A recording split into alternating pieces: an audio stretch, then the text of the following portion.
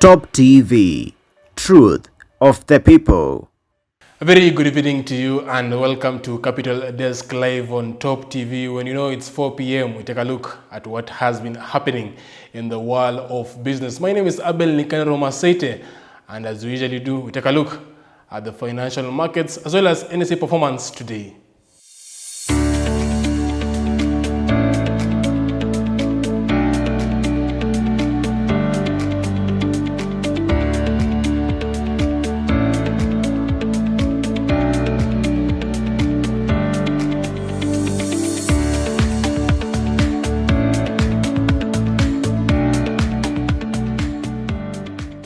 And of course, you can engage us on our social media platforms at Top TV Kenya. You can as well tag me at Abel Masete. And as we usually do, your feedback will be sampled as the show goes on. To start us off is that the average earnings for workers in the private sector grew at the slowest pace in a decade last year as pandemic hit firms moved to slash salaries and adopt unpaid leave policies to contain costs. Findings of the latest economic survey by the Kenya National Bureau of Statistics (KNBS) shows companies raised average monthly pay by 3.82% to 67,490 shillings in the year ended June 2020, a steep drop from the 8.16% raised to 65,006 shillings the year before. That was the slowest rise in earnings since 2011, when firms raised average pay by 3.48% and nearly half of the average 7.41% in a decade before last year.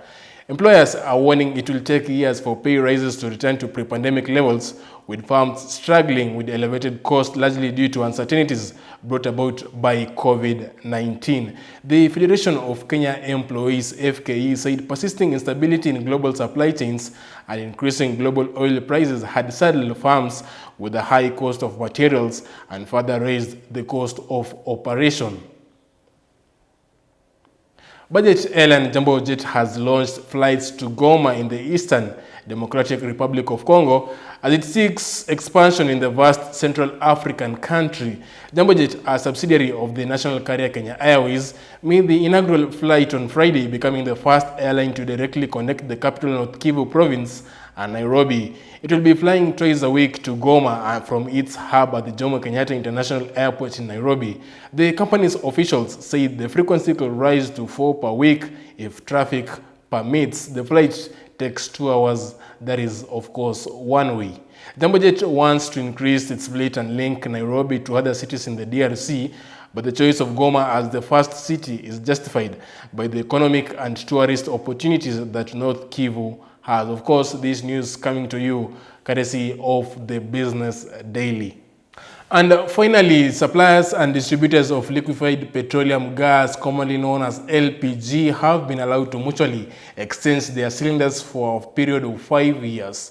In a Gazette notice on Friday, the Energy Dealers Association (EDA), comprising of 32 small-scale suppliers and distributors of cooking gas brands across the country, has also been allowed to have their members increase their cylinder count by at least 10,000 per year, that is per depot. The exemption will see consumers allowed to exchange their empty cylinders with a different brand as long as one is a member of the association. Members of the association will also refill and resell cylinders amongst themselves. That is all we had prepared for you in today's segment of Capital Desk. Remember, we do this every Monday to Friday at 4 p.m. East African time. We tell you where to best invest your money and take a deep and in-depth look at the world of business. My name is Abel Nikanero Masete, and see you tomorrow.